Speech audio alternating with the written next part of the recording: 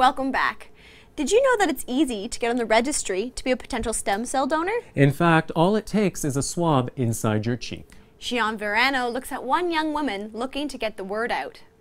This is my dad, and this is me, and we're in Cuba for a family vacation, and we're sitting at the table for dinner, and I wasn't feeling well, and he was just taking care of me.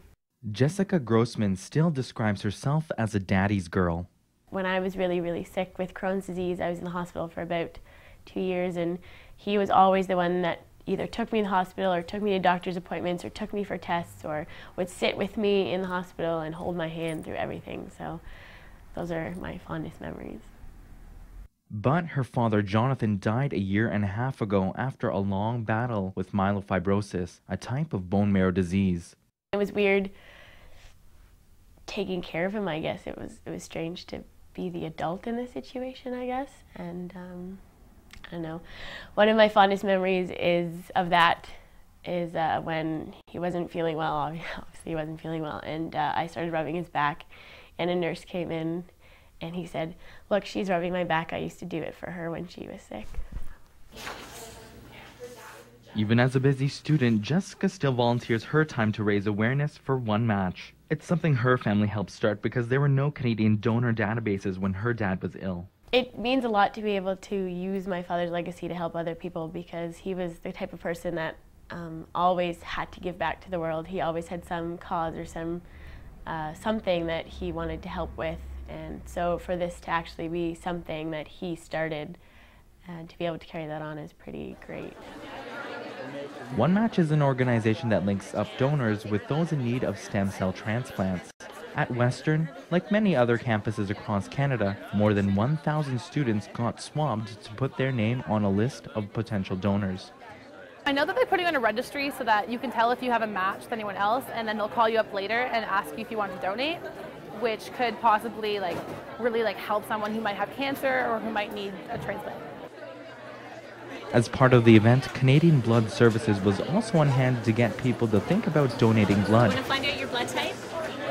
For every trip, as many as 3 lives can be saved. The medical operations that save countless lives would not be possible without the support of people like you and I. Why we're targeting young people is because we know, looking at our donor demographics, that the majority of our donors right now are over the age of 45. And that's a huge concern to us, because as people age, they're no longer able to donate blood. They go on different medications, which perhaps might eliminate them, or they also might become recipients themselves, where they are requiring the blood products. So we really need to encourage the younger generation to get out there and start donating when they're 17 years old, donate every 56 days, just to support the blood supply for our future generations in Canada. In addition to donating blood, today's registrations are an important part of the stem cell research that's taking place worldwide. According to many professionals in the healthcare industry, illnesses such as cancer, spinal cord injuries, and leukemia could soon become a thing of the past. Finding a match for those in need of a transplant is often difficult, but researchers at Western are studying how stem cells can make it easier. At a very fundamental level, understanding how come a stem cell can grow forever and can adapt so that we can apply it to diseases like cancer. The other one is the huge potential that stem cells do hold, so for regenerative medicine. So they have the capacity to turn into any other cell type in the body. So we could, in theory, remake heart cells to generate a new heart for patients who have heart attacks, for example, or new neurons for those types of patients who have problems with the spinal cord and that type of disease. And it's that ability to morph into other cells that has caused stem cells to be labeled by many researchers as the miracle cure of the future. But more research is needed in finding new ways to integrate stem cells into mainstream medical practices. I think we're probably a number of years away.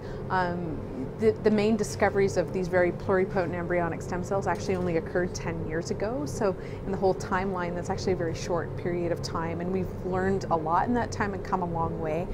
What scientists are more cautious about is fully understanding these cells and how they perhaps might be like cancer, for example, so that we don't have problems that may emerge, such as the development of cancer when we start to use them. So there's really a lot of research that needs to go into it still, and if you think of it in the whole scheme of things, 10 years isn't really a long time, so we have a ways to go. Till then, campaigns like Get Swabbed add people to donor databases in order to make sure that people like Jessica's father can access the treatment they need in a timely fashion. It's amazing to see the support that I've gotten. I was really lucky to have my sorority and my brother's fraternity help us come together and volunteer their time. No issue, they just wanted to help out as much as they could, and then everyone's been so amazing to just come and sit down and swab the inside of their teeth. For London Under 30, I'm Gian. Verano.